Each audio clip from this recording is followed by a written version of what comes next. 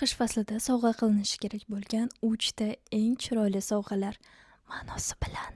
3-o'rinda bu qor yog'ayotgan kunda yozilgan xat.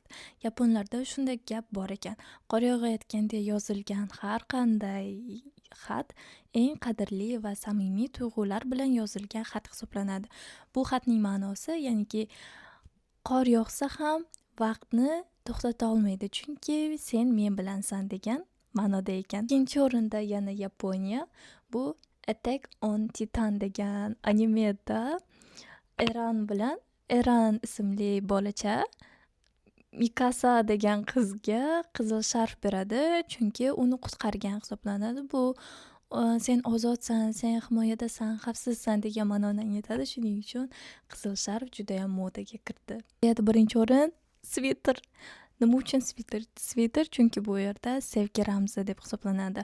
Conan Gray ismli qo'shiqchi o'zini Hazer degan qo'shig'ida aynan mana shu so'zlarni aytib o'tadi. 3-dekabr kuni men sening sviteringdaman, ya'ni men sening svitering kiyib turibman degan ma'noda. Siz bulardan qaysi birini sovg'a qilgan yoki olgan bo'lardingiz?